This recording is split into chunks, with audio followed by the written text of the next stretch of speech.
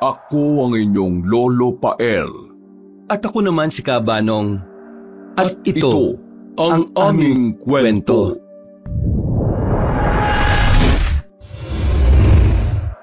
Naku, mukhang mamalasin na naman tayo ngayong araw. Hindi yan. Tingnan mo't maliwanag naman ang langit, oh. Umuulan siguro sa ibang parte ng Kamaynilaan pero dito sa atin, ayan at maliwalas eh. Dumali ka na naman. Nung huling beses na sinabi mong hindi uulan, ayun at binagyo tayo. Oo nagkamali lang talaga ang radar ko nung araw na yon. Pero ngayon, sigurado ako na hindi uulan. Ay naku, basta.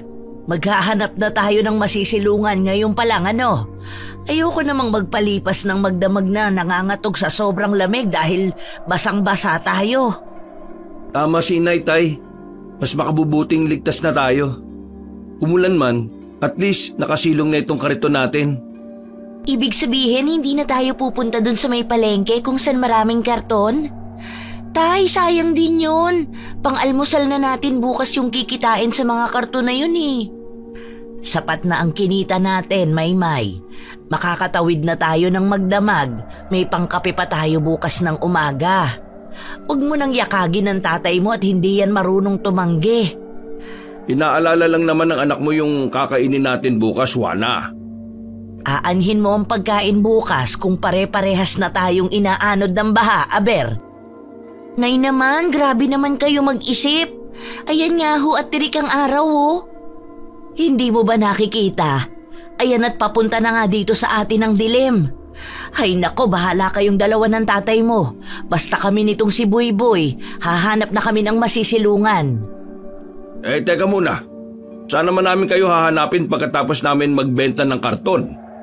Aba problema nyo na yan. Gamitin mo yung radar mo.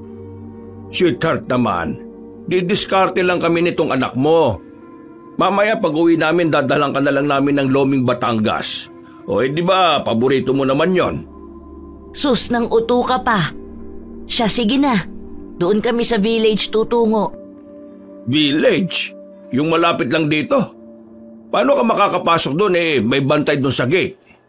Di wag dumaan sa gate. Paano? Lilipad kayo nitong si Boy-Boy? Haba, wala pa akong nakikitang flying kariton sa tanang buhay ko. Hanggang mamaya itong kamao ko magfa-flying dyan sa mukha mo. Malamang doon kami sa likod dadaan. Alam mo yung bakanting lote sa gilid ng Wendy's? May shortcut doon papunta sa village. Alam ni Maymay yun dahil dati na kaming nagawi doon. Talaga? Ako lang yatang hindi nakakaalam nun ah. Titira na pala kayo sa village hindi nyo malang ako isasama. Ay sus, ang drama. Pebrero ka nga talaga ipinanganak. O siya, sige na. Lumarga na kayo para hindi kayo abutin ng ulan. Hindi nga yan uulan. Tena nga, may anak.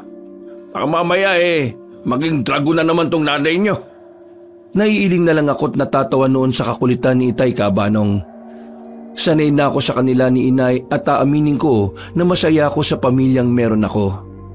Oo, mahirap lang kami pero kumpara sa iba, buo at ramdam ko ang pagmamahal sa amin ng aming mga magulang. Sa kalsada na kami nagkamali ng kapatid kong si Maymay, Kabanong. At hindi ako magpapaka-ipokrito kung sasabihin ko na kontento na ako sa pamumuhay sa kalsada at nagpupulot ng basura ng iba para mabuhay. Napag-aaral naman kami ng mga magulang namin. Masasabi ko na hindi rin kami sumasala sa pagkain dahil madiskarte naman talaga sina Inay at Itay. Pero sa kaloob-looban ko, naroon pa rin ang piping kahilingan na sana meron din kaming permanenteng tahanan at inuuwian. Ang lugar na siyang magiging proteksyon namin sa init ng araw at lamig ng tag-ulan. Pero baka ganun nga talaga. Hindi mo pwedeng makuha ang lahat at matawag na perpekto ang buhay mo. Nasaan na kaya sina Itay at Maymay, Nay? Hay naku, Boy-Boy. Huwag mong pakaalalahanin ng Itay at kapatid mo.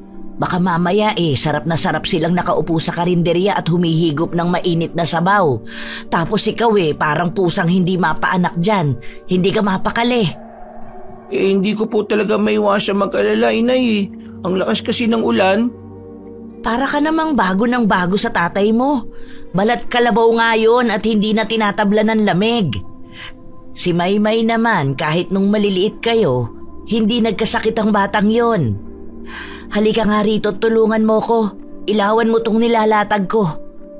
Ay, o nga po pala, Nay. May nabili po ako mga katol kanina. Magagamit natin dito yun. Oo, pwede naman. Pero mas maganda pa rin na may kulambu tayo. Lalo na at masukal dyan sa likod. Kahit papano, kung may ahas man na makisilong din dito, hindi tayo matutuklaw. Kung sa bagay, Nay, mas komportable din po ako matulog kapag may kulambu tayo. Pakiramdam ko, kahit nasa kalsada lang tayo, may bubong tayo at bahay eh. Hindi kumibo si Inay, pero tiningnan niya ako saka ngumiti. Pero kahit sa liwanag lang na dala ng kandila, kita ko sa mga mata niya ang lungkot. Bigla tuloy ako nakaramdam ng guilt. Hindi ko dapat sinabi ang bagay na yon. Sigurado ako kung gaano ko hinihiling na magkaroon ng bahay, masigit pa doon ang kagustuhan ni Inay na maibigay yun sa amin. Isang nakabibinging katahimikan ang namagitan sa aming dalawa. Mabuti na lang at biglang dumating sina Itay at Maymay. Agad ko silang sinalubong ng tuyong pamunas. Hindi pala uulan, Tay, ah. May problema na yata ang antena ni Itay. Baka tulad niya nagkaedad na din kaya humina na ang sagap. Ay kayo talaga. Ako na naman ang nakita niyong asarin. Palibasa, hindi niyo mapikon ng inay niyo eh. Naku, nandamay ka na naman, Tay. Basta, Nay, si Itay lang ang paluin mo ha. Hindi kami damay dyan. Imposible. Hindi ako mapapalong ng nanay niyo dahil may pamintuan akong dala. Pamintuan daw? Tingnan niyo nga, wala naman tayong pintuan. Ay, oo nga pala. O edi, pasalubong. Sweetheart! Ang paborito mong Lomi Batangas. Ito naman sa'yo, Jetro, kanin at adobo. Ang dami kasing binigay na karton sa amin ng isang stall dun sa palengke. Bagong bukas lang sila. Parang mini grocery kaya ang dami talagang karton. May mga naiwan pa nga kami dun eh. Pinatabi na lang namin ni Itay kasi hindi na namin kaya. Pero bukas, sigurado makukuha namin yun. Marami-raming pera na naman yun. Ito nga pala yung natira na nadiskarte namin ni Maymay. Itabi mo na yan.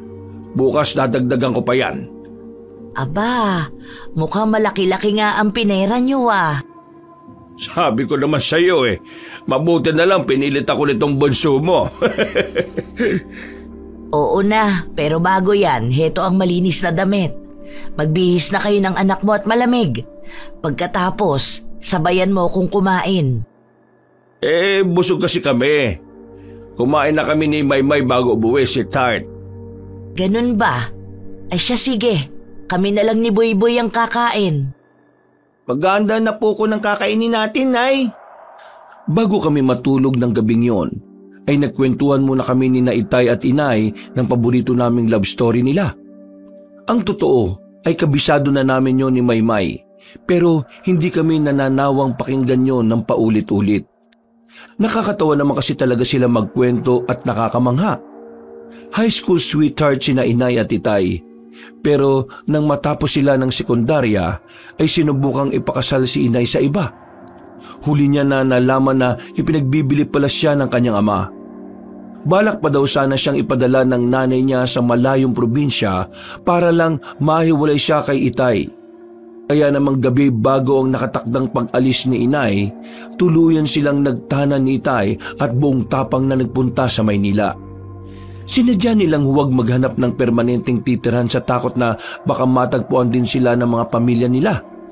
Simula nga noon ay hindi na daw alintana ni Inay ang hirap ng buhay basta't ang importante ay magkasama sila ni Itay. Ano ba yan? Sino ba yung yugyug ng yugyug? Maymay, bakit ba ang likot mo?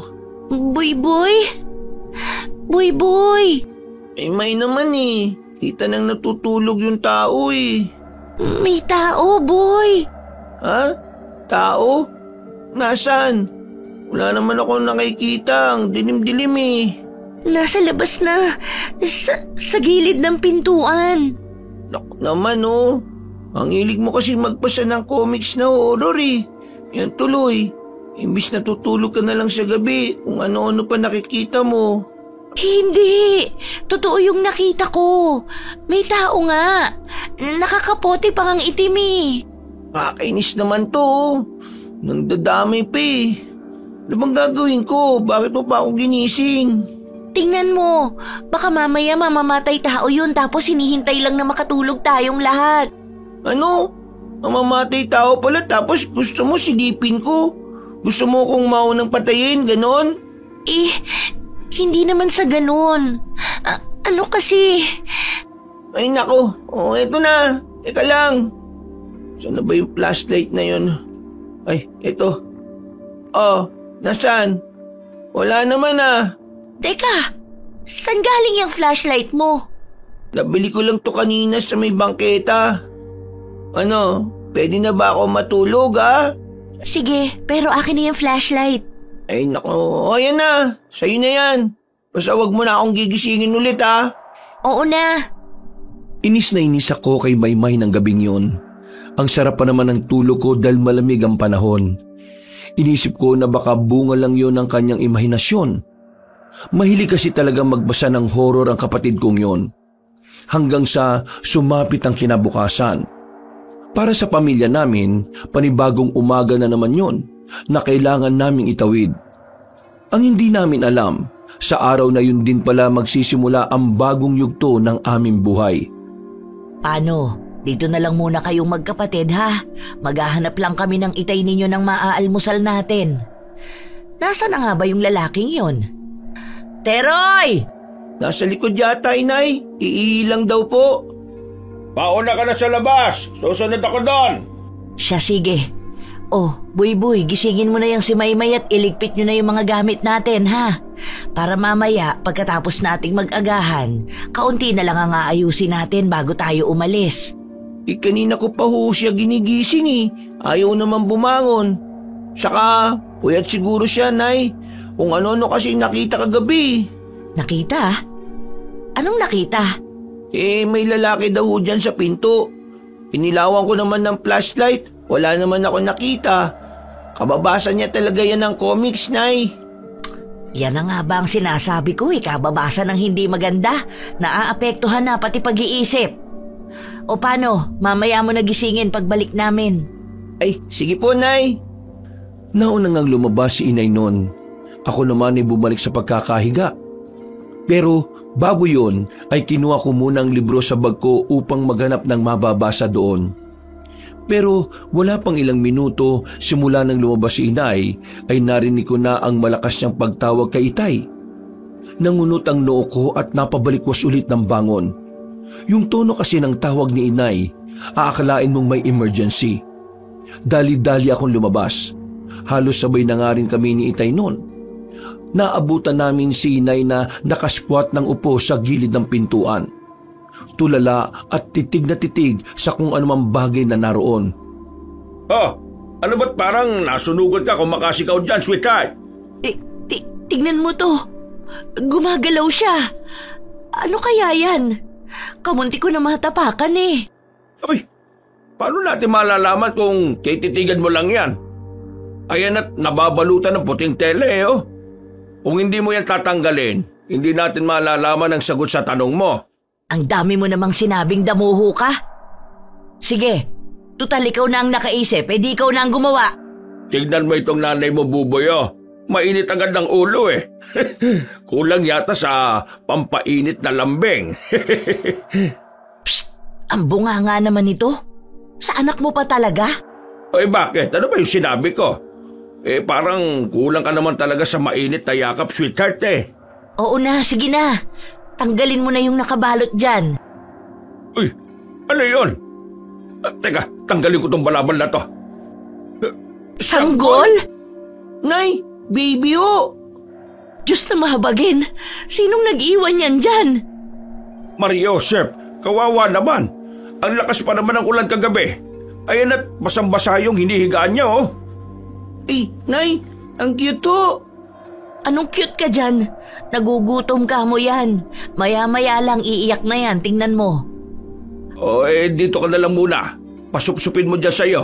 Lalabas ako at bibili ako ng dadian at gatas, ha? Ha? Siya, sige, bilisan mo lang ha. Alam mo namang wala na akong gatas.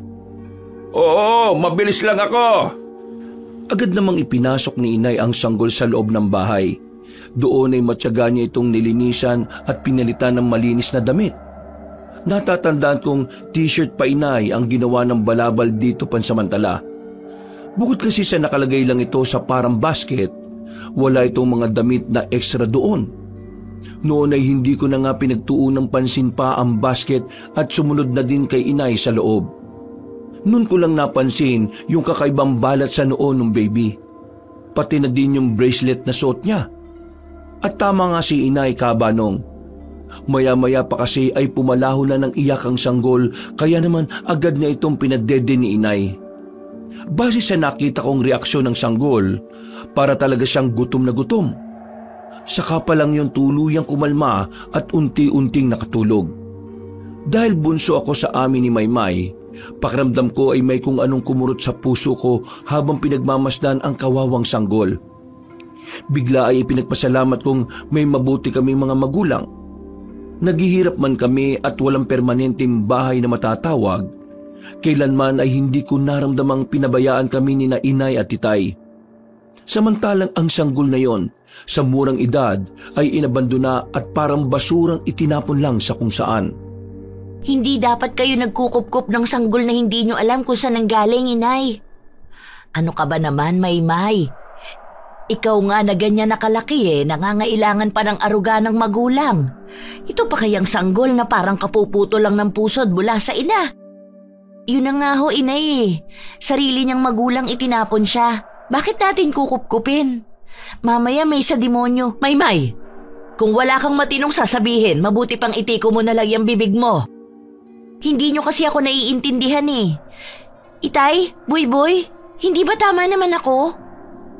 Sa bagay na yan, anak. Pasensya ka na, ha? Kakampi mo ako, kaya lang parang mali na husgahan mo ang walang muwang na sanggol na ito. Ha? Grabe, hindi ako makapaniwala. Gusto ko lang naman na iligtas ang pamilya natin. Iligtas? Mula saan, Maymay? Sa sanggol? Ayan nga, at kahit husgahan mo ang pagkatao niya hindi niya maipagtanggol ang sarili niya. Bahala ho kayo, inay, itay. Basta ako, hindi niyo ako mapipilit na tanggapin ang batang yan. At sa palagay mo naman ipipilit ko sa'yo kung hindi mo gusto. Basta't manahimik ka lang at huwag magsalita ng kung ano-ano. Kapag may naghanap sa kanya, ibabalik natin siya. Tamang inay mo, anak. May dahilan marahil kung bakit siya napunta sa atin. Alam ng Diyos na mabubuti tayong tao. Kahit naghihirap tayo, hindi tayo kasing sama ng ilan. Sinadya ko manahimik na mga sandaling yon. Mag-aagahan na dapat kami kaya lang ay nauwi pa sa diskusyon. Wala akong gustong kampihan sa kanila. Sa murang isip ko ay batid ko ng parehas naman silang may punto. Nakikita ko ang awa at pusong magulang kina inay at titay. Pero hindi ko rin may tatanggi na may kakaibang takot sa mga mata ng kapatid ko na hindi ko pwedeng baliwalain. Matapang naman si Maymay, kaya nga nakakapagtaka kung bakit parang may kinatatakutan siya ng sandaling yon. Nang masiguro ni inay na busog na ang sanggol, ay kami naman ni Maymay at itay ang inasikaso niya. Tahimik na kami habang kumakain. Hanggang sa matapos kami ay dun palang muling nagsalita si inay. Dito na muna tayo pansamantala kahit 3 araw siguro. Baka bumalik ang may-ari ng sanggol. Sangayon ako sa iyo, sweetheart. Paano? Huwag ka na lang munang dumiskarte, ha? Ako nang bahala. Sasama ako sa inyo, tay. Wag na, boy. Baka kailanganin ka ng inay mo dito lalo na kapag gising na yung sanggol. Si Maymay na lang ang isasama ko. Ganun po ba? Sayang ko kasi makakatulong din sana yung mga mapupulot kong pangbenta. Huwag ka nang sumama, bantayan mo si inay. Ha? O sige. Basta uwian mo ko ng pasalubong, ha? Oo na, mukha ka talagang pagkain. Paano? Aalis na muna kami. Mag-iingat kayo rito, ha? Babalik kami bago manangalian. Baka mabilihan mo ng diaper itong bata kahit ilang piraso lang para hindi mabasaan ng ihi niya ang mga sapin natin sa higaan. Hayaan mo't paglalaanan ko ng pera yung pambili ng mga gamit ng bata. Kita niyo na yan? Hindi niyo nga kami dinagdagan ni Boy kasi alam niyo na mahirap ang buhay natin. Tapos biglang may darating na sanggol at magpapaampon sa atin ng ganun-ganon lang? Maymay, anak, subukan mo na lang munang intindihin. Huwag kang magalala. Sisiguruhin namin ng nanay niyo na hindi kayo maapektuhan. Sa pamilya namin, Kabanong, hindi naman talaga kami pinagbabawalan ni na inay at itay na magsalita tungkol sa nararamdaman namin. Yun nga lang ang lagi nilang bilin, dapat ay alam din namin ang hangganan namin. Hindi pwedeng magsasalita kami ng nakakabastos na sa kanila. Marunong pa rin dapat kaming magkontrol at isipin ng maraming beses ang isang bagay bago lalabas sa bibig namin. Inay, sa palagay ko, natatakot lang si Maymay. Sa palagay mo? Saan naman siya matatakot? Ay, hindi ko po alam eh. Parang napansin ko lang na takot siya sa kung anong bagay. Ganon ba? Hayaan mo, kakausapin ko na lang siya ng malumanay. Mas mabuti pa nga Nay. Ang alam ko naman, mabait si Maymay sa mga bata kasi yung mga kasama namin na namumulot ng kalakal, madalas niyang tinutulungan at binibigyan ng sobra sa kalakal niya. Kaya nga nagtataka ako bakit parang ayaw niya ho dyan kay baby. Ay, o nga po pala Nay. Ano po ipapangalan natin sa kanya? Pangalan? Oo nga ano? Sa palagay mo pwede natin siya bigyan ng pangalan? Siguro ho. Kasi nasa atin siya eh. Kung di natin siya bibigyan ng pangalan, ano itatawag natin sa kanya? Sa bagay. Sige, mag-iisip ako. Pwede ho bang ako magpangalan sa kanya, Nay? Oo naman. Ano bang nasa isip mo? Gustong-gusto ko po kasi yung pangalan na Sofia. Parang ang ganda-ganda eh. Bagay naman po sa kanya kasi tingnan niyo, mamula-mula ang balat niya tapos ang ganda-ganda pa niya. Sofia. Aba, magandang pangalan nga ah. Sige, simula ngayon, siya na si Piyang. Piyang? Piyang o, Inay? Oo. Di ba Sofia ang pangalan niya? Di Piyang ang palayaw. Ay, yun lang. Buti na lang maganda yung pangalan na ibinigay ko sa iyo, Baby Piyang. Kahit mantot yung palayaw mo. At least, maganda naman ang pangalan mo, di ba? Hoy, anong maantot ka dyan? Maganda nga eh. Piyang-piyang. Nako, ayan na nga. Dinoble na din ang tawag sa iyo. Ay, nako, pagpasensya mo na si Inay ha. Mahilig talaga siyang magdoble-doble ng tawag eh. Rico, Nay naman, bakit niyo ako inampasapit? Mabuti lang yan sa'yo. Maiging at nakadapa ka na. Kaliit-liit pa ni Piyang eh, sinisiraan mo na ako agad. Totoo naman po yung sinabi ko, Nay eh. Oh, Inay, ayoko na po ha. Masakit yan. Talagang masasaktan ka. Hala sige, tumayo ka dyan at magsaing ka bago kita haplitin ulit nitong sanga ng bayabas. Mamaya lang eh, nandito na ang itay at ate mo. Mag-aalauna na nang dumating sina Itay at Maymay. May dala na nga si Itay noon na isang malaking balot ng diaper pang baby. Bukod doon ay may isang lata pang gatas na kasama.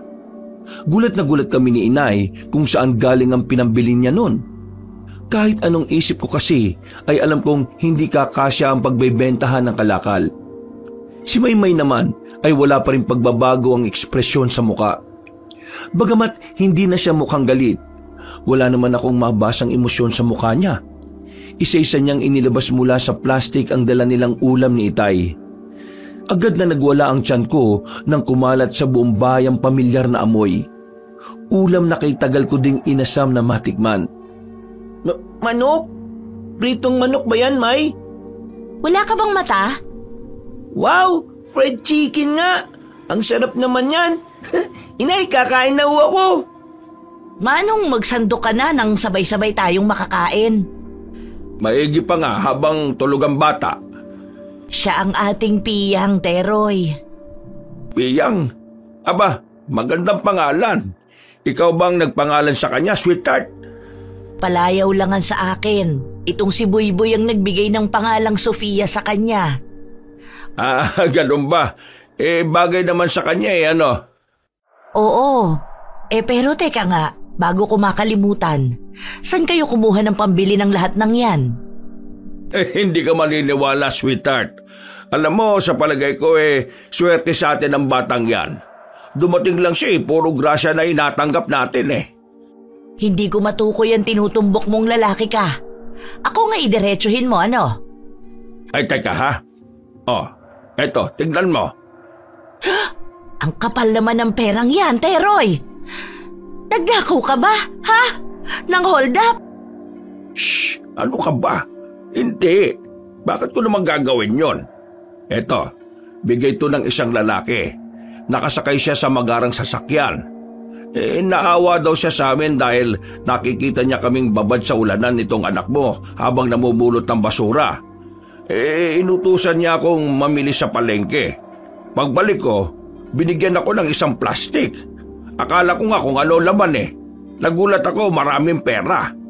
Gamitin ko daw sa tama at sa pamilya ko. Talaga? Abay, napakabait naman ng lalaking yon. Ano bang pinabili sa'yo? Maraming atay ng baboy at dugo Magdidinuguan yata sila para sa isang komunidad.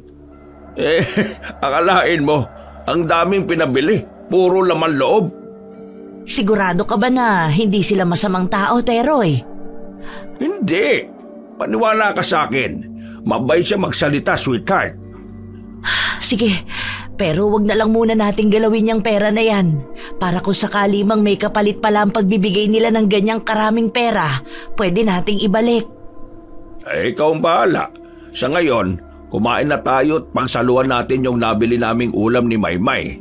Siguradong mapaparami ang kain natin ngayon. Totoo yun, Kabanong. Halos tumaob ang kaldero ng tanghaling yon na dati naman ay napapaabot pa namin ang hapunan ng sinaing. Kahit si Maymay ay hindi may tatangging nagustuhan ng ulam. Alam ko dahil sabay kaming nangangarap na makakain ng ganoon noon pa man. Sa tuwing madadaanan namin ang establishmentong nagluluto ng fried chicken, nakukontento na lang kami sa pagsinghot ng aromang tangay ng hangin mula doon. Kaya nang sandaling yon, pakiramdam namin isa sa pangarap namin ang tuluyang natupad. Buong maghapon ay mas lumakas pa ang ulan. Nagpasya ang Itay na hindi na umalis. Sa halip ay inayos na lang namin pansamantala ang pintuan ng abandonadong bahay na yon. Tay, bakit kaya ang tahimik ng lugar ng mga mayayaman, no? Tingnan nyo, bukod sa malinis dito, lahat sila nasa loob lang ng bahay nila. Hindi nagsisilabasan. Hindi gaya doon sa iskinita na madalas nating daanan kapag nagbebenta tayo ng kalakal. Kahit umuulan o mainit ang araw, ang dami-daming tao, ang iingay nila. Ibang-iba talaga ang ugali ng mahihirap sa mayayaman, anak. Ikaw ba? Anong mas gusto mo? Mas gusto ko yung ugali ng mayayaman, Itay. Hindi sila nakikialam sa buhay ng iba. Hindi gaya dun sa iskinita, maraming mayayabang. Akala mo sa kanila yung daan Ikaw talaga. Kaya magsikap ka para sa ganitong lugar mo maitira yung magiging pamilya mo. Walang ingay, walang nagbuburahan, at malayo sa masasamang impluwensya. Nako, kayo muna ni Inay ang ititira ko sa ganito, Itay, no? Hindi ako magpapamilya hanggat hindi pa kayo sa ganito nakatira ni Inay. Ay sus, ikaw talaga Akin na nga yung tali para matapos na tayo dito sa tolda na ito. Ay, ito po Itay O sige, hilahin mo at hawakan maigi ha. Ay, nga pala Boy. Ipapaalala ko lang na hindi mo kami obligasyon ng inay mo. Ang gusto namin, pagbutihin niyo ang mga buhay ninyo para sa hinaharap. Alam naming nasa maganda kayong kalagayan. Oo na po, Tay. Lagi naman po ninyong sinasabi yan Pero ang gusto namin ni Maymay, maging maayos ang buhay natin balang araw. Itay, hindi lang kami. Dapat pati kayo. Ay, teka. Tay, may tao ho. Tao? Saan?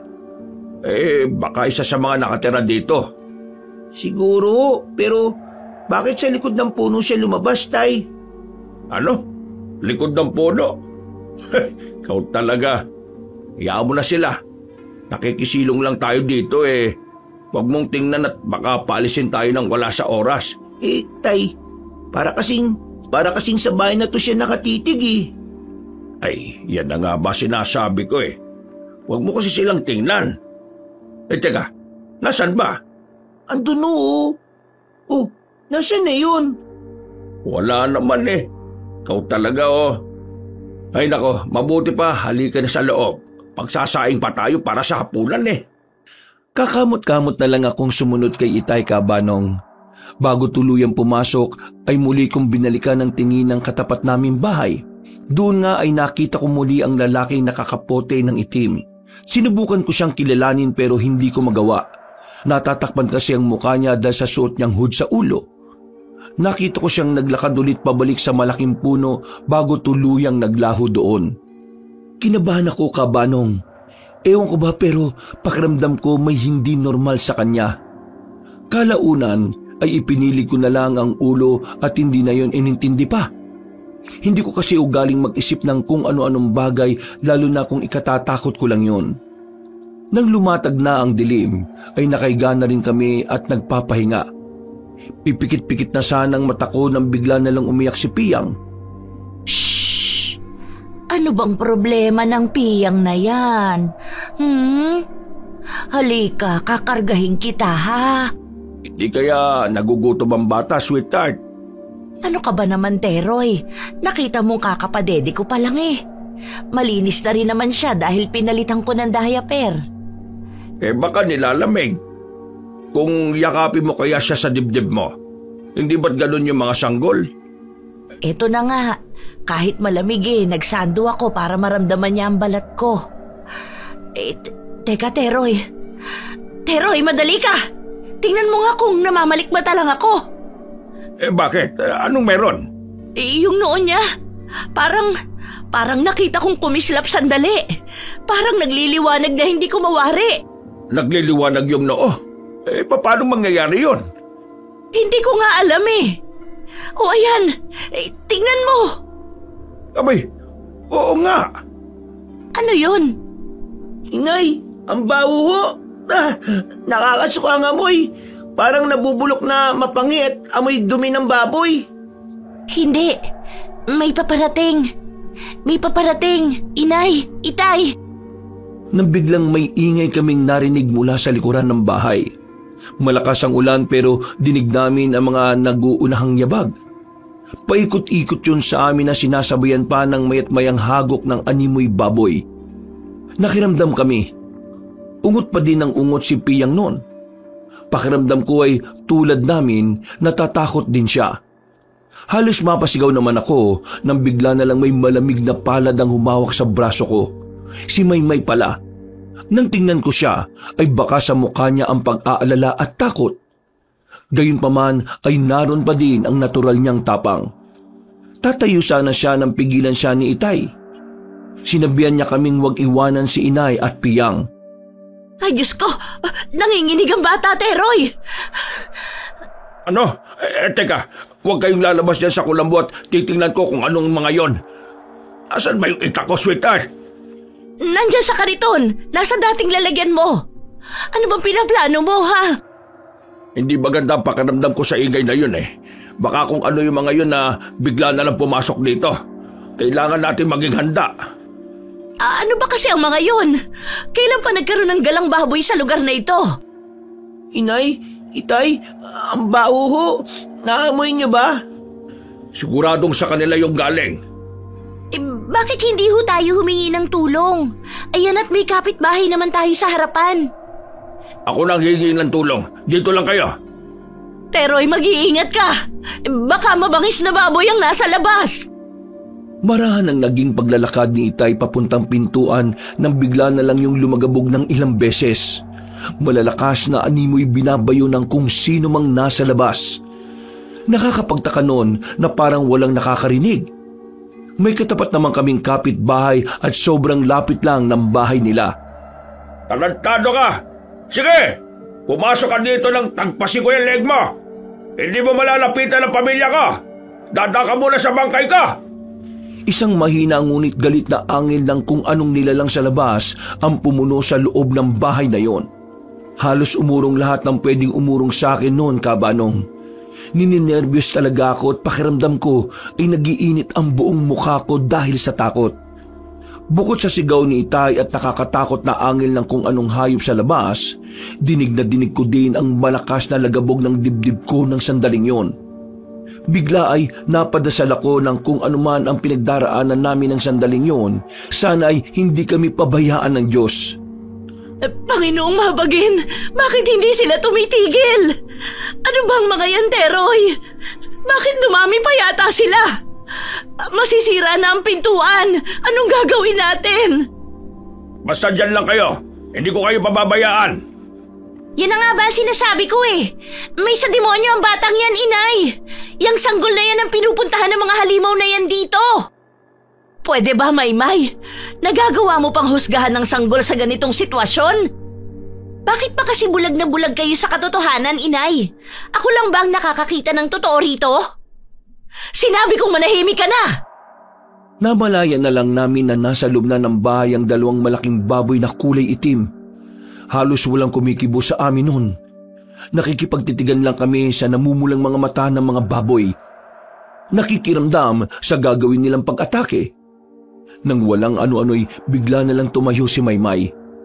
Hindi siya napigilan ni Inay nang bigla niyang kunin ang sanggol mula sa bisig nito at ilapit yun sa dalawang baboy. Gulat na gulat kaming lahat sa ginawa niya. Maging ako ay hindi makapaniwala na makakaya niyang gawin yon sa isang musmos na sanggol. Pero mukhang tama siya. Ang sanggol nga talaga ang target ng mga kakaibang baboy. Sasakmali na sana ng isang baboy si Piyang nang bigla na lang sumugod si Itay, dala ang itak niya. Hindi ko makakalimutan yung samot-saring takot, galit at pangamba na nararamdaman ko ng gabing yun, Kabanong. Malakas at panabay na napasigaw si Inay at Maymay. Wala akong magawa. Umatras ako sa dulo ng higaan at doon ay yumuko ako sa dalawang tuhod. Ko. Tinakpan ko ang dalawang tenga at kalaunan ay niyakap ang sarili. Hindi ko alam kung gaano katagal ako sa ganoong posisyon, Kabanong. Namalayan ko na lang na may yumayakap na sa akin at nagsasabing maayos na ang lahat. Ano bang iniisip mo, ha, Maymay? Ganyan ka na ba kawalang puso at pati sanggol gagawin mong pamain sa mga halimaw? Muntik nang ikapahamak ng Itay mo ang padalos-dalos mong desisyon. Patawad ho, inay. Hindi ko naman akalain na nasusugod ang Itay. Ama na yan, Juana. Mabuti na lang at maayos naman tayong lahat. Mabuti na lang kamo at may nagmagandang loob na tumulong sa atin para maitaboy ang mga baboy na yon. Paano kung wala? Hayaan mo na. Sigurado naman akong may natutunan ng panganay natin sa nangyari. Tama ba, Maymay? Patawad ho, Itay. Anak, mahirap lang tayo pero hindi tayo kriminal. Hindi namin kakayanin ng inay mong magpahamak ng ibang tao lalo na't musmus pa. Naintindihan namin na gusto mo lang ding protektahan ang pamilya natin. Pero magagawa naman natin yun nang hindi na kinakailangang makapanakit pa sa iba. Hindi ka namin pinipilit na gustuhin si Piyang. Pero sana, tratuhin mo man lang siyang tao. Aaminin kong maging ako ay sumama ang loob kay Maymay ng sandaling yon. Lalo na nang matitigan ko ang inosenteng mukha ng natutulog na sanggol. Wala siyang kamalay-malay na muntik na siyang maging hapunan ng isang mabangis na hayop. Sigurado ko na kung may nangyari man sa kanya, baka hindi ko nakausapin ang kapatid ko. Okay ka na ba, Boy? Nanginginig pa rin ang katawan mo. Giging okay na po ko, Inay. Hindi ka ba nahihirapang huminga? Hindi naman no, Inay. Natakot lang talaga ako. Akala ko kasi kung mapapano na si Itay at Baby. Hindi pa rin tayo pinapabayaan ng Diyos, anak. May pinadala siya para tumulong sa atin. Ay, oo nga po pala. Nasaan po yung sinasabi niyong tumulong sa atin? Gusto ko po siyang pasalamatan. Hindi ko nga rin alam eh. Sinundan niya yung mga tinaboy niyang mababangis na baboy tapos hindi na siya bumalik. Sana'y magpakita siya ulit sa atin nang makapagpasalamat man lang tayo. Sa palagay ko taga rito lang yun sa subdivision na ito. Paano pa natin makikita yon kung aalis na tayo rito? Hayaan mo na kung hindi. Alam niya naman na siguro na nagpapasalamat tayo sa kanya dahil sa kabutihan niya. Ang akala ko talaga, walang makakarinig sa pagiging natin ng tulong Tingnan mo nga't ang lalim ng sugat mong lalaki ka. Sigurado ka bang ayaw mong dalhin sa ospital yan para magamot? Sus, hindi na. Malayo to sa bituka. Ang mabuti pa, ipunin niyo na lahat ng gamit. Kailangan natin makalis dito sa lalo madaling panahon. Hindi na kami nakatulog ng gabing yon. Pagkatapos ng mga nangyari, ni isa sa amin ay walang dinalaw ng antok. Pagputok ng araw kinabukasan ay nilisan na namin ang lugar na yon sa takot na baka muli kaming balikan ng mga umatake sa amin ng nagdaang gabi. Sa daan ay nauna sina inay at titay. Tulak-tulak nila ang kariton kung saan komportable at safe na natutulog si Piyang. Habang kami naman ni Maymay ay nahuhuli. Wala kaming imikan. Pansin ko na tahimik din siya. Mukhang malungkot at pagkaminsan ay marahas na lang na napapabuntong hininga. Alam ko na hindi mo rin gustong gawin yon. Pero maling-mali kasi na ginawa mong pamain si Baby Piyang. Wala siyang malay. Hindi pa siya makakalaban. Hindi mo ako maiintindihan, Buy-Buy. Gusto ko lang naman protektahan ng pamilya natin. Kapag gusto mo nang magkwento sa akin, sabihin mo lang makikinig naman ako sa iyo Basta, ang alam ko lang, hindi yan normal na bata. Iyong nagdala sa kanya, hindi yun tao. Ano? Anong ibig mo sabihin na hindi tao? Teka, nakita mo yung nagdala kay Piyang? Pero hindi na umimik si Maymay. Napansin ko na umiiwas siya ng tingin sa akin at parang naging aligaga ang mga mata. Sinundan ko ang tinitingnan niya pero wala namang ibang tao sa paligid. Ramdam ko na may tinatago sa amin ang kapatid ko. At kung ano man yon, isa lang ang nasisiguro ko. Hindi yun madali para kay Maymay pero pinipili niyang suluhin sa takot na walang maniniwala sa kanya. Ay nako, hindi mo kailangang suluhin yan, Maymay. Pamilya tayo, no? Saka, diba, bili ni Naitay at Inay na walang dapat sikreto. Iba ngayon, Buy-Buy. Paano sila maniniwala sa akin? Nabulaga na sila sa sanggol na yon. Pati nga ikaw Hindi ako bulag, May. Naaawa lang ako. Ganun na rin yon. Magkaiba yun. Naiintindihan kita. Gusto ko lang maging patas at alam kong ganun din sila, Inay. Tumigil ka na. Ayoko ng pag-usapan. Gagawin ko na lang ang makakaya ko para protektahan ng pamilya natin laban sa mga alagad ng dilim na yun. Hindi lang naman ikaw ang may gustong protektahan ng pamilya natin Lahat tayo magtutulungan. Hindi na siya kumibo at nagpatuloy na lang sa paglalakad.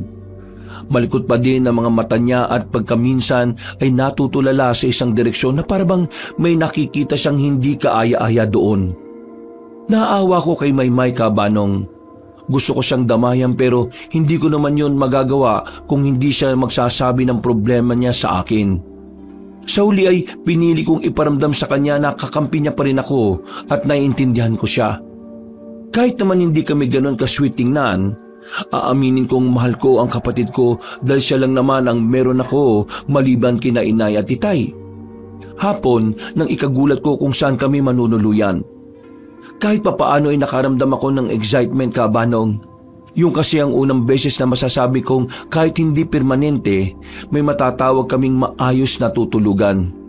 Ligtas sa anumang banta ng panganib at higit sa lahat may kuryente. Wow! Totoo po ba ito? Dito tayo tutuloy, Nay? Tay? Oo anak, 1 linggo na ang binayaran namin ng inay nyo dito. Napagpasya naming gamitin yung pera na ibinigay ng estranghero para sa kaligtasan natin, lalo na ni Piyang. Paano po yung karito natin? Nakatabi na. Ipasok nyo na lahat ng gamit natin dito. Yung importante lang, ha? Opo, Inay. Nakakatuwa naman. May TV pa oh. Pwede ba natin gamitin yan, Tay? Abay, oo naman. Kaya nga nandyan yan eh. Pagtsagaan na lang natin yung higaan. Pang 2 tao lang yata yan eh. Sa lapag na lang po kami ni Maymay. Diyan na po kayo sa kama kasama si Baby Piyang. Ikaw talaga. Advance ka palagi mag-isip. Paano? Tulungan mo na akong ipasok dito yung mga gamit natin.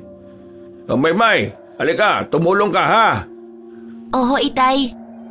Sa daan ay hindi ko maiwasang kulitin si Maymay. Hindi ko kasi mapigilan ng saya na nararamdaman ko. Pero hindi tulad ng dati na sasabayan niya ang kakulitan ko. Nang sandaling yon ay naiirita siya. Kung hindi niya ako babaliwalain, titingnan naman niya ako ng masama o hindi kaya ay hahampasin niya ang daliri kong sumusundot sa tagiliran niya. Tumigil ka na nga, Buy-Buy. Isa pa, babaliin ko na yung daliri mo. Sungit mo naman. Masaya lang naman ako eh. Ikaw ba hindi? Anong nakakatuwa dito? Kahit saan naman tayo magpunta, masusundan tayo ng mga halimaw na yon. Ano bang sinasabi mo? Maayos yung tutuluyan natin, hindi butas ang bubong. May matibay na pintuan at mga bintana. Kahit sundan tayo ng baboy na yun, hindi na nila tayo basta-basta mapapasok. Saka, madaming tao. Baka bigla silang maging lechon kapag dito tayo inatake ng mga yun. Ewan ko sa'yo, puro kabiro. Ikaw naman tong pinakaduwag sa atin. Tumabi ka nga dyan. Bilisan mo na nang matapos na tayo. Sus, di mo pa aminin. Alam ko namang masaya ka, no? Mapapanood mo na yung paborito mong soap opera tuwing gabi. Hindi naman masasabing maganda ang lugar na yon. Ang totoo ay luma nang ang tingnan.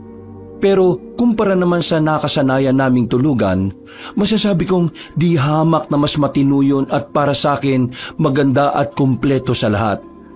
Hindi na namin kinailangan tumakbo sa gasolinahan kapag kinakailangan naming maligo o magbawas dahil may sariling banyo sa loob ng kwarto. Hindi na din namin kailangan kumain sa karinderya para lang makanood ng TV ng libre kahit ilang minuto lang dahil may sarili din yung TV. Mga bagay na matatawag ko ng luho para sa musmus kong kaisipan noon. Tay, nakikita mo po ba yung lalaki sa may di kalayuan? Ha? Lalaki? Sino? Saan? Andun o, nakatayo sa katapat na establishmento. Nasaan na ba? Natakpan o ng dumaang sasakyan. Parang siya yung lalaki na nakita ko kahapon habang nag-aayos tayo ng trapal dun sa sirang bahay sa may subdivision eh. Talaga? Nasaan ba? Ayan, umalis na yung sasakyan. Bakit wala naman ako makita? Nawala na naman o siya, Tay. Nakakapagtaka lang. Nakakaputi pa din siya ng itim at nakatakip ang ulo niya ng hood. Hindi naman umuulan. Sigurado ka ba? Opo, nakatingin naman siya dito sa bintana natin kanini. Ganun ba? O sige, ang mabuti pa isara mo na yung bintana at manood ka na lang ng TV. Ako nang bahalang tumingin kung may kahina-hinalang umaaligid dito sa bahay natin. Sige po, Tay. Hindi talaga maganda yung pakiramdam ko sa kanya eh. Akala ko kahapon kapitbahay lang natin dun eh. Pero ngayon parang kakaiba na ho. Huwag ka mag-alala. Nandito naman ako. Hindi ko kayo pababayaan. O sige na, bantayan mo yan si Piyang at mag-aasikaso naman kami ng inay nyo ng ilulutong pagkain. Sinunod ko na lang si Itay kahit ang totoo ay kakaba-kaba ako.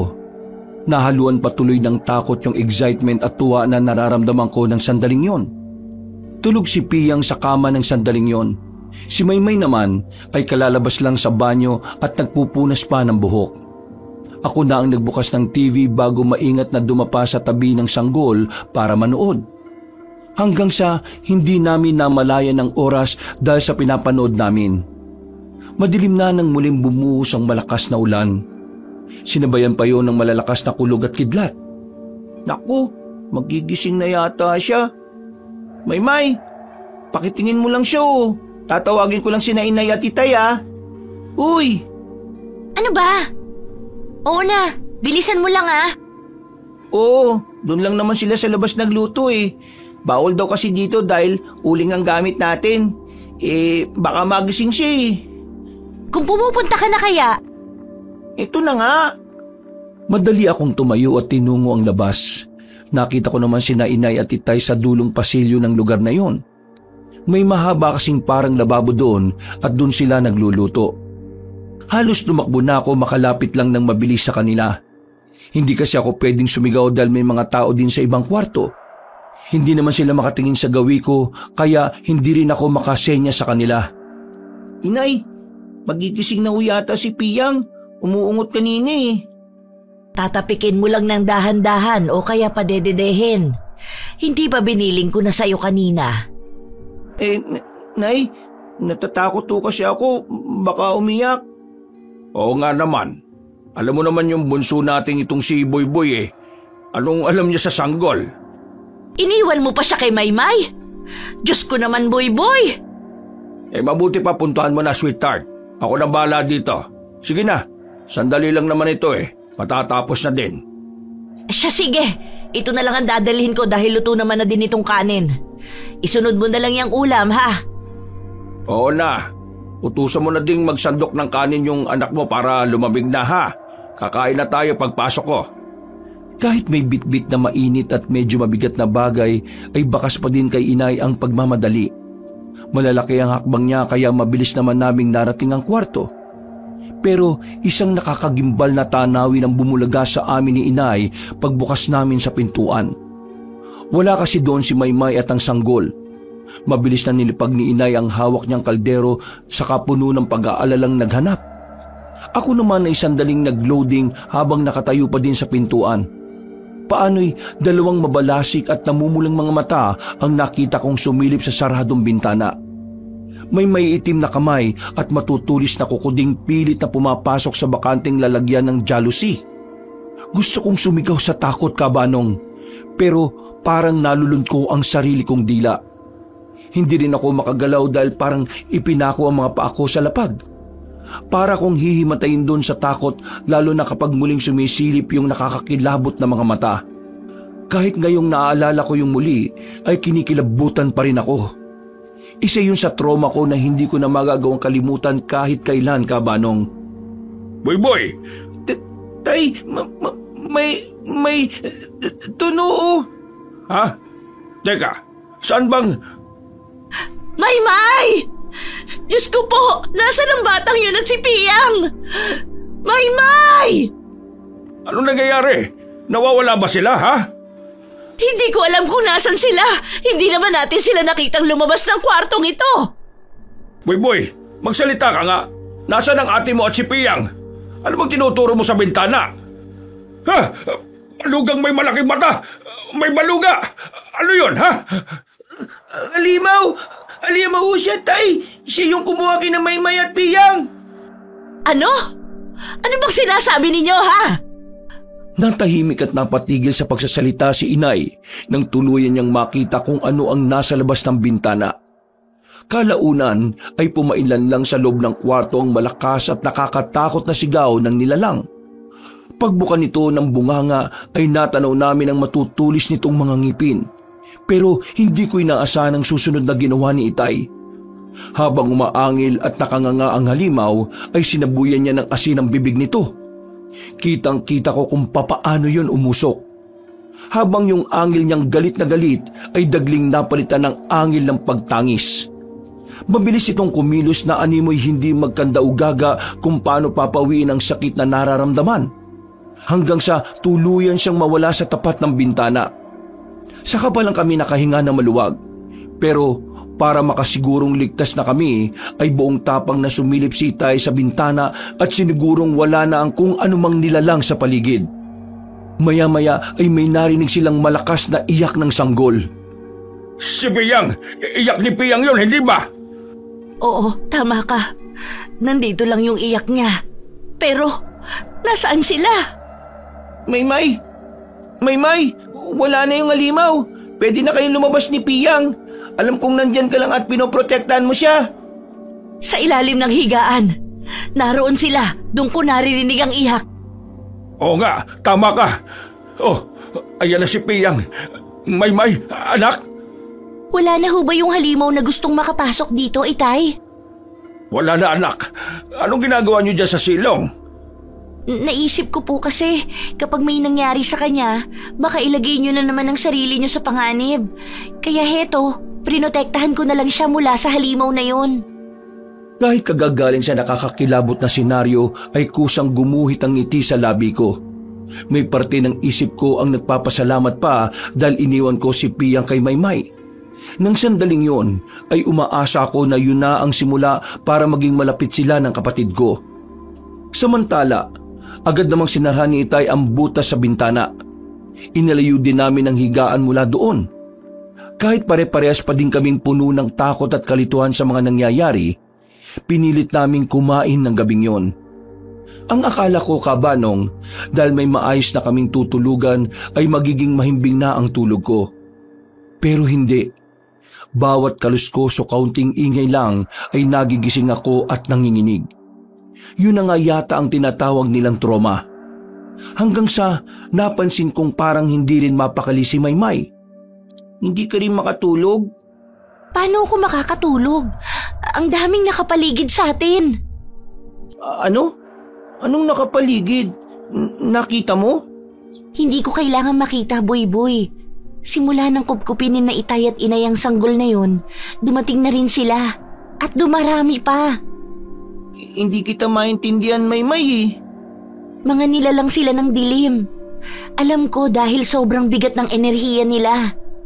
Sukang-suka ko.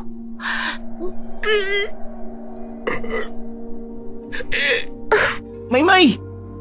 Mabilis akong tumayo noon at sinundan ko siya. Hinaplas ko ang likuran niya dahil nagsusuka talaga siya.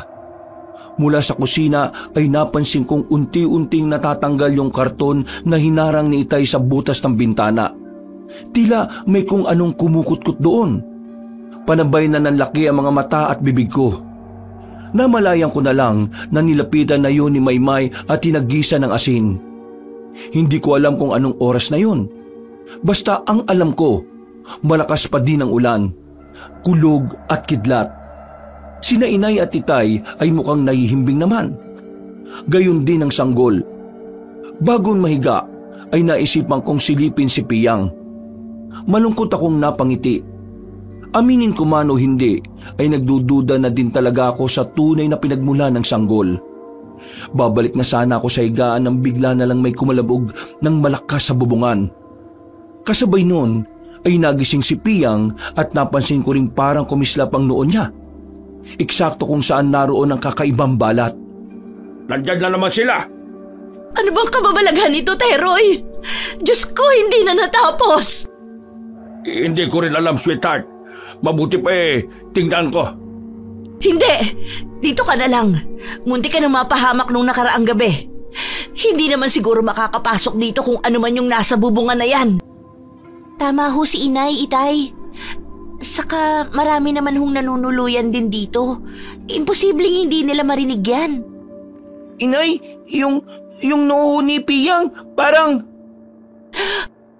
Hindi! Nagliliwanag! Anong nangyayari? Kasabay noon ay may magkakasunod na angil na mga nilalang sa bubong at labas ng bintana na sinundan pa ng alulong na mga aso ang narinig namin. Nakapagtataka din dahil bukod sa mga ingay na yon, wala kaming naririnig na ingay mula sa mga kapitbahay namin doon. Hanggang sa tila may nagkagulo na sa bubong. Parang mga pusang nag-aaway. Ganun na ganun ang kalabugan nila.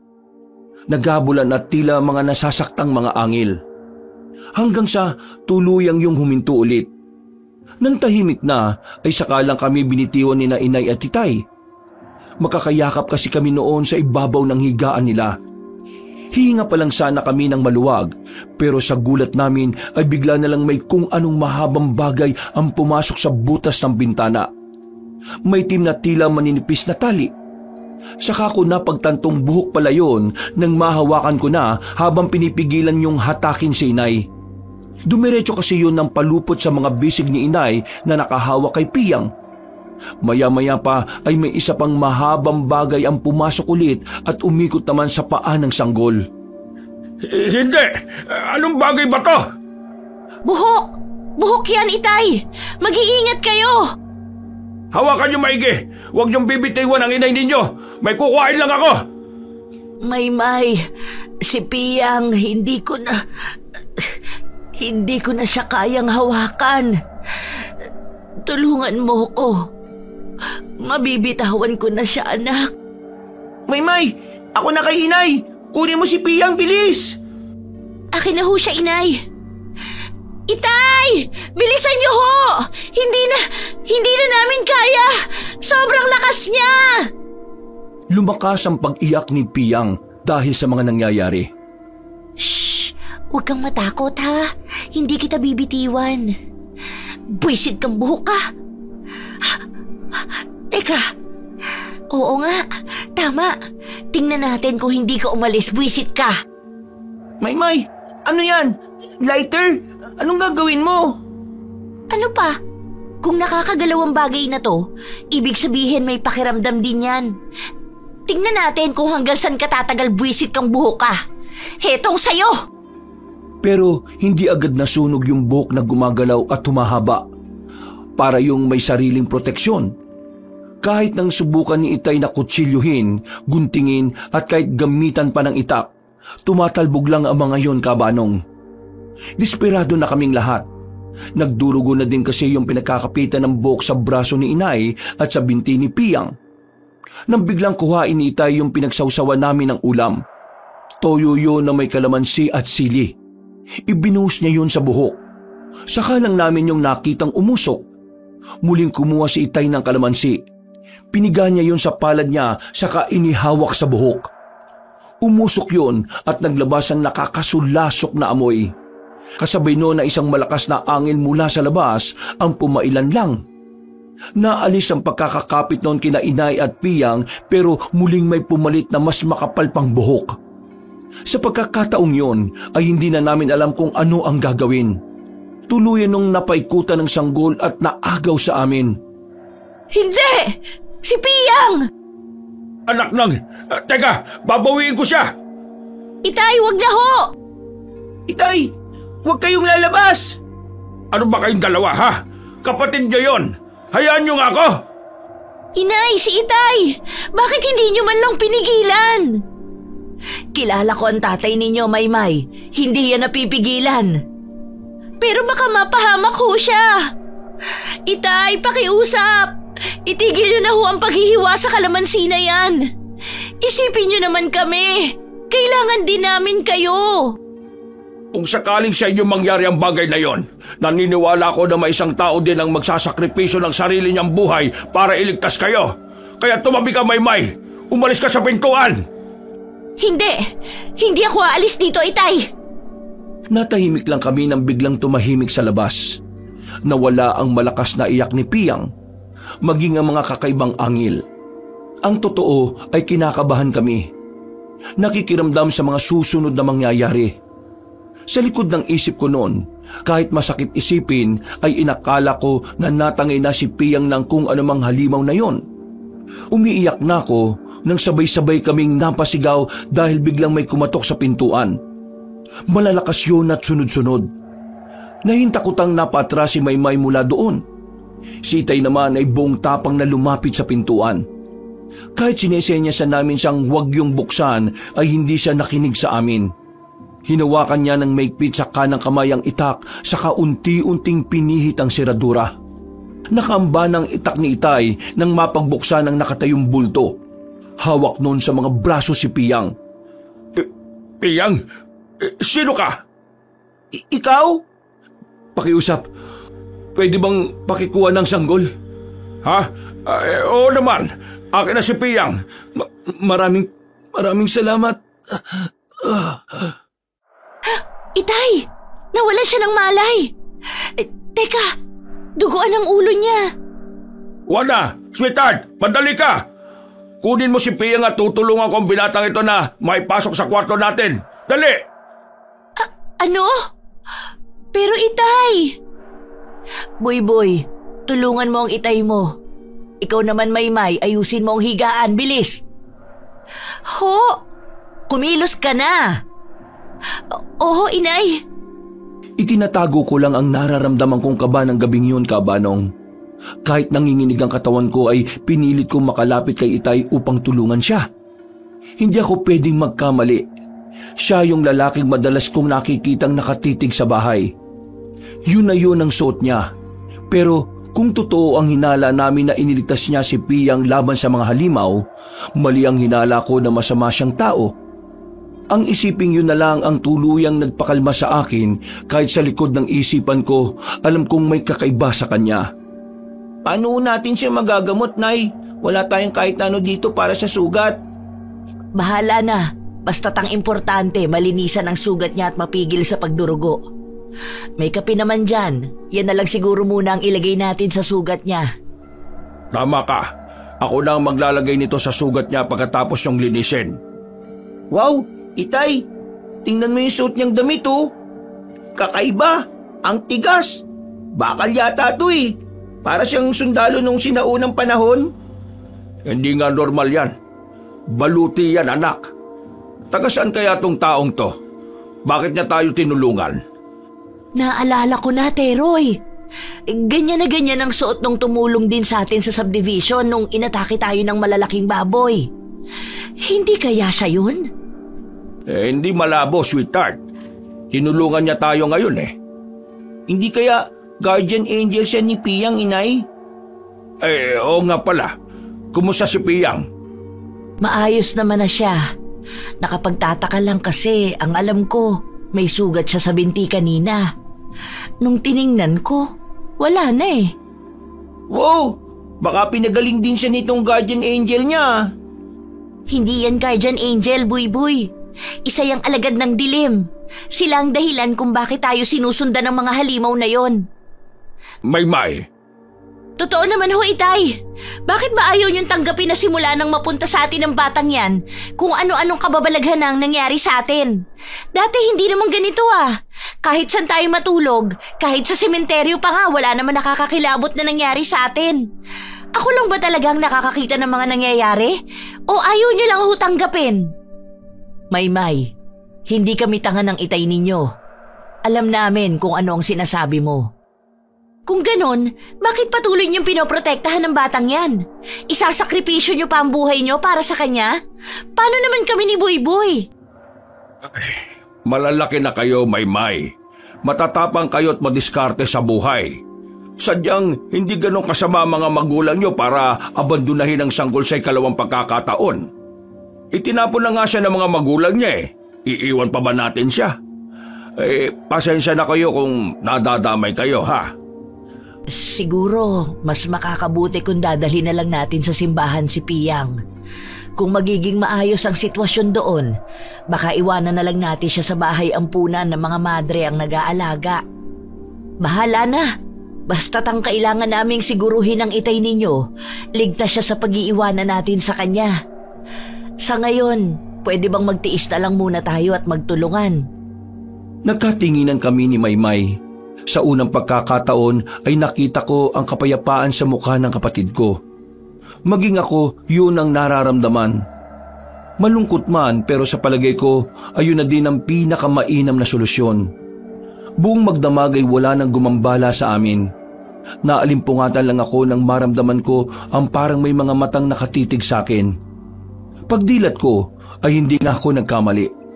Nasa paanan namin yung lalaking sugatan. Nakatayo at mataman lang na nakatitig sa amin. Napasigaw pa nga ako dahil sa gulat. Nakatalokbong na naman kasi ang ulo niya ng hood ng suot niyang kulay itim na kapa. Gising ka na pala, iho. Kumusta pakiramdam mo? Maayos na ho. Pasensya na at naabala ko yata yung tulog niyo. Ay nako, hindi naman. Ang totoo hinaantay nga talaga kitang magkamalay. Nakaidip lang ako. Ay teka, yung sugat mo parang nasa na? Gumaling na ho. Ano ka mo? Paano nangyari yun sariwa pa yung kanina? Ganun ho talaga. Sa oras na makapagpahinga ko, kusa na rin ho yung gagaling. Ha? Ay, ganun ba? Oo nga pala, nagugutom ka ba? Hindi ho. Nauuhaw? Hindi rin ho. Maraming salamat ho. Kung ganun baka pwede na kitang makausap tungkol sa ginawa mong pagtatanggol sa amin. Maraming salamat nga pala. Hindi niyo kailangan magpasalamat sa akin. Ako dapat ang gumagawa niyan dahil sa ginawa niyong pagkupkup at pag-alaga sa anak ko. Anak mo? Anak mo si Piyang? Oo. Yun ang palayaw na ibinigay namin sa kanya. Sofia ang totoong pangalan niya. Itong si Buyboy ko ang nagbigay nun sa kanya. Pero, totoo ba? Anak mo siya? Paano at bakit mo inabando na sa labas ng sirang bahay na yun? Paano kung hindi namin siya nakita? Delikado yun. Sweetheart. Pasensya na ho kayo. Wala na akong pagpipilian ng araw na yun Naabutan nila ako. Hinang-hina ako noon kaya hindi ko na magagawang protektahan ng anak ko. Kailangan ko siyang iwan at ilayo sa akin para maprotektahan habang inililigaw ang mga kalaban. Kalaban? Bakit ka may kalaban? Yun ba yung mga kakaibang nilalang na nanggugulo sa amin? Pasensya na ho. Una pa lang alam ko nang may kakaiba. Pwede ka bang maging tapat sa amin, iho? Tama ang asawa ko. Kailangan naming malaman kung ano ang mga kinakalaban namin. Mga aswang ho ang mga yon. Ang totoo, mga kalahi ko ho sila. Halos malulun ko ang dila sa narinig ng sinabi ng lalaki, Kabanong. Sina inay at itay naman ay makahulugang nagkatinginan. Gaya ko ay hindi makapaniwala sa mga narinig nila. Pakiramdam ko, pati mga laman loob ko ay nanginginig ng sandaling yon. Makailang beses akong napalunok habang titig na titig sa lalaki. Aswang. Isa siyang aswang na nagkukubli sa katawan ng tao para makisalamuha sa amin. Nang mapatingin ako kay Piyang na nooy payapang natutulog, parang piniga ang puso ko, Kabanong. Hindi ko matanggap na ang ganong kaamo at kagandang mukha ay may ikinukubling dugo ng isang halimaw. Sinasabi ko na nga ba Nung gabi pa lang na nakita kita sa labas ng bahay na yon, alam ko ng halimaw ka at ang sanggol na yan. Patawad Hindi ko rin gustong mapatpad sa lugar na ito Pero tulad ng mga magulang mo na hindi kayo kayang pabayaan, hindi ko rin pwedeng hayaan na lang ang anak ko. Papatayin siya ng kalahi ko. Gagawing alay dahil hindi nila matanggap na ang susunod na magmamana ng trono ay hindi purong dugo ng aswang. Anong ibig mong sabihin na magmamana ng trono at hindi purong dugo ng aswang? Prinsipyo ako sa mundo namin na hindi sinasadyang nagkagusto sa isang dalagang tao. Palihim kaming nagmahalan at nagbunga ngayon ng isang sanggol. Napatay na nila ang mahal kong si Ana. Matapos maisilang yung anak namin. Alam kong hindi sila titigil hanggat hindi nakukuha ang anak ko. Kailangan ko siyang protektahan laban sa kanila. Pero kailangan ko ng tulong niyo. Huwag mong idamay ang pamilya namin sa gulo ninyo. Paano kung may isa sa amin na napahamak? Mapapalitan mo ba ang buhay namin? Maymay, ano ka ba naman? Hindi ka ba naawa sa kanila? Hindi dapat kinakaawaan ng mga halimaw, Buyboy. Hindi mo ba alam na pagkain lang tayo ng mga yan? Nagkakamali ka, Iha. Hindi namin pinakikialaman ang lahi ninyo. Kung ganon, bakit ka nakialam ng dalaga sa mundo namin? Binuntis mo pa. Ikaw ang gumawa ng problema mo. Lutasin mong mag-isa. Anak, maayos siyang nakikiusap sa atin. Maaring hindi mo naiintindihan kung saan siya nanggagaling dahil hindi ka naman isang ama. Iho, ano bang pangalan mo? Jetro, yun na lang kung itawag niyo sa akin. Jetro, ako si Teroy. Ito naman ang asawa kong si Juana. Si Buyboy ang bunso kong anak at si Maymay ang panganay namin. Ikinagagalak ko hong makilala kayong lahat. Maraming salamat at sa kabila ng katotohanan tungkol sa amin ng anak ko, hindi kayo natakot. Ay, kung alam mo lang, iniisip na lang namin itong asawa ko na matatapos din ang panggagambala ng mga yun sa amin.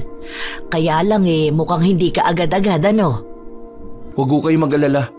Gagawin ko ang lahat ng makakaya ko basta maprotektahan ko lang kayo. Sa ngayon, kailangan ko lang munang panahon. Pipilitin kong kumbinsin ang aking ama. Alam kong nasulsulan lang siya ng tiyuhin ko Walang problema sa amin, Jetro. Ang kailangan ko lang matibay-tibay na proteksyon. O kaya safe na lugar para sa amin. Nabanggit mo rin lang na mga aswang kayo. Marami naman siguro akong mahahanap na panlaban sa mga kalahibong yon. Abay, sikat na sikat kayo sa mga kwentong bayan. Ay, Diyos ko. Hindi pa rin ako makapaniwala sa mga nangyayari. Ang akala ko sa telebisyon lang nangyayari yung mga ganito eh. Hindi nagpaabot ng liwanag si Kuya Jethro doon at umalis na din. Pero bago yon, may sinabi siya sa aming ligtas na lugar kung saan kami pwedeng manatili pansamantala. Pero hindi tulad ng naunang plano, hindi na itinuloy ni na Inay at Itay ang pananatili sa lugar na yon ng 1 linggo. Kinaumagahan lang ay muli kaming naglakbay papunta sa lugar na pinag-usapan ni na Itay at Kuya Jethro. Seryoso ho ba kayo, Inay, Itay? Iiwanan talaga natin dito itong kariton? Wala tayong magagawa, Maymay. Hindi naman pwedeng isakay yan sa bus. Bakit ba kasi kayo naniniwala sa lalaking yun? Isa ho siyang halimaw. Hindi kayo dapat nagtitiwala sa kanya. Maymay, pakiusap naman anak. Kahit ngayon lang pabayaan mo kami magdesisyon ng inay mo. Itay, itong kariton na ho ang naging tahanan natin. Bakit basta na lang natin iiwanan dito to? Paano kung mawala yung mga gamit natin dyan? Sinisiguro ko sa iyong hindi mawawala ang mga yan, ha? Ligtas dito. Kung maiwan na lang kaya ako dito para bantayan itong karito natin. Hihintayin ko na lang na... Hindi pwede, Maymay. Sige na, kunin mo na lahat ng importanteng gamit na gusto mong kuhanin. Sasama ka sa amin, walang maiiwan dito. Walang nagawa si Maymay kung hindi ang sumunod kay Inay. Iba na kasi ang tono ni Inay noon. Mas istrikto pa siya kay Itay at aaminin kong mas nakakatakot siyang magalit. Ramdam ko ang pagtutol sa bawat kilos ng kapatid ko. Sinubukan ko siyang lapitan at pagaanin ng loob pero nainis lang din siya sa akin. Ang totoo ay hindi ako sanay na may samaan ng loob ang bawat isa sa amin, Kabanong. Hindi kasi talaga yun nangyayari noon. At si Maymay, sa edad na 15 ay talagang marunong siyang mga tuwiran at ipaglaban ang para sa kanya ay alam niyang tama. Hindi naman kalayuan mula sa pinanggalingan namin ang bayan kung saan kami bumaba. Mabundok nga lang ang lugar na yon at isa sa mga bundok doon ang inakyat namin. Hindi naman kataasan at narating namin ang tinutukoy ni Kuya Jethro na isang treehouse. Doon ay kumpleto na ang mga gamit. Nakita rin namin ang ilan sa mga sandatang panlaban sa mga aswang. Totoo nga. Nakakalungkot lang at hindi na nila nagawang tirahan ng lugar na ito. Nakakapanghinayang. Pinagandaan talaga nilang dalawang pamumuhay malayo sa kanya-kanya nilang pamilya, no? Parang tayo, sweetheart. Nga lang sina Jethro at Ana sadyang hindi pinalad. Nakakalungkot na kwento ng pag-ibig. Ay, sinabi mo pa. Hindi bale. Siguruhin na lang natin na magkakasama ang mag-ama kahit wala na si Ana. Lalo na itong si Piyang. Dapat lumaki siya sa isang masaya at ligtas na paligid. Matibay ang bahay na yon, Kabanong. Tunay na nakakamangha.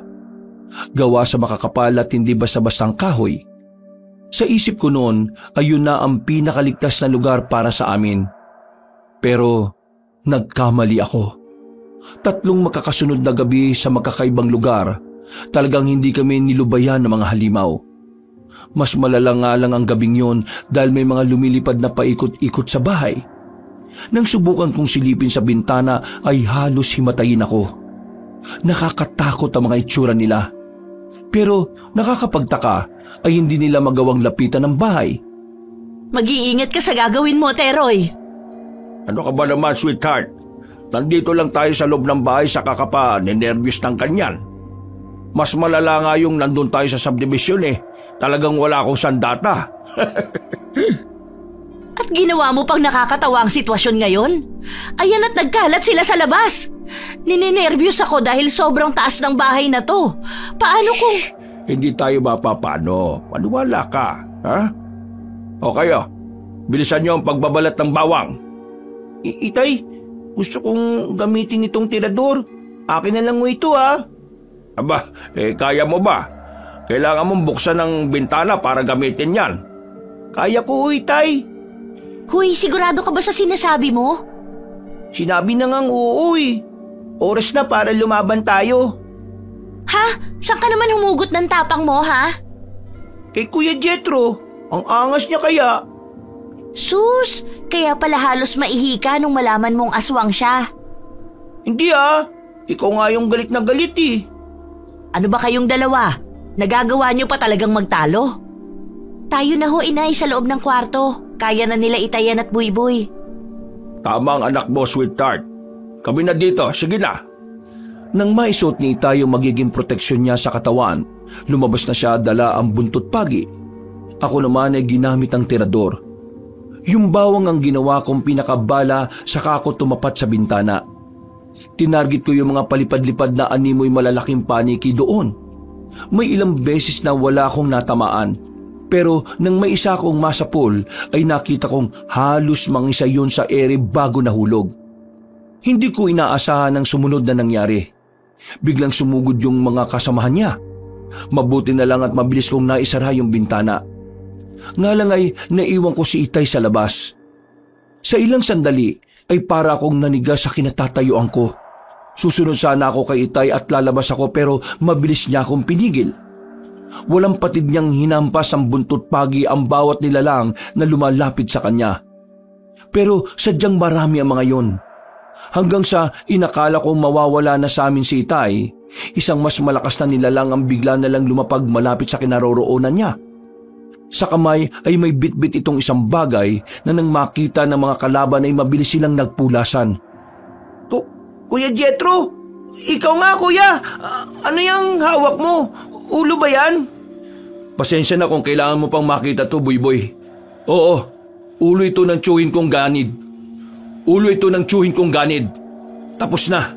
Nanalo na ako. Wala nang gagambala. Naku tay, si Kuya Jethro. Teka sandali. Tulungan mo akong alisin ang suot ko. Diyos ko, malalim ang sugat niya sa tiyan at dibdib. Sige, ipasok natin siya sa loob, bilis. Gagaling naman siya kagad, di ba tay? Oo, yan din ang pinaniniwalaan ko. Itay, bakit kulay itim yung dugo na lumalabas sa dibdib niya? Hindi ko alam, anak. Isara mong maigi yung pintuan, ha? Mang Teroy, ay, huwag ka magsalita. Bumubulwak ang dugo eh. bilang kapalit ng kalayaan ng anak ko, isinusuko ko na ang trono ko at ang mutya matapos kong mapatay ang tiyuhin ko. Heto, tanggapin niyo ang munting regalo ko. Pakiusap, palakihin niyo sa isang masaya at ligtas na lugar si Sofia. Pakisabi na mahal namin siya ng kanyang ina. Ano bang sinasabi mo, ha? Pilitin mo mabuhay para sa anak mo, Jethro. Ikaw ang dapat na nagsasabi niya sa kanya. Masaya ho akong susunod kay Ana. Nagawa ko, magiging ligtas na ang anak namin. Maraming salamat ho sa inyo, Mang Teroy. Tapusin niyo na ho yung paghihirap ko. Eto, isaksak niyo na sa dibdib ko. Pakiusap. Si Jethro na ang humawak sa kamay ni Itay noon at saka idiniin sa sarili niyang dibdib ang maliit at kulay gintong kutsilyo. Unti-unti ay naging usok at itim na abo ang katawan ni Kuya Jethro. Tahimik akong lumuha ng sandaling yon, Kabanong. Sa napakaikling panahon na nakilala ko si Kuya Jethro, pakiramdam ko ay nagkaroon ako ng isang mabait na kuya. Kaya naman sa tapat ng abo niya ay nangako ko na poprotektahan ko si Piyang sa abot ng aking makakaya. Dito na ho tayo titira? Paano yung... Huwag ka mag-alala, anak. Iuuwi namin dito ni Buyboy yung kariton natin. Nagkasundo na kami ng inay niyo na dapat siguro magkaroon na tayo ng permanenteng bahay na mauuwian. At ito na nga yun. May malapit na eskwelahan sa ibaba, konting lakad lang. Isa pa, napakaganda sa lugar na ito. Payapa at tahimik ang pamumuhay. Ano sa palagay ninyo? Sa akin, ayos lang ho, inay. Ang importante, magkakasama tayong lahat. Pwede naman akong maghanap na ulit ng mga bagong kaibigan sa ibaba ng bundok eh. Ikaw, Maymay. Ay, oo nga pala. Eto, binilang kita ng nauuso ngayong gamit. Ho? Teka, Cellphone ho ba yan, Itay? Yun ba yung tawag dyan? Napansin ko kasi kahit nung nasa Maynila pa tayo may mga ganyang gamit ang mga kadalagahan doon.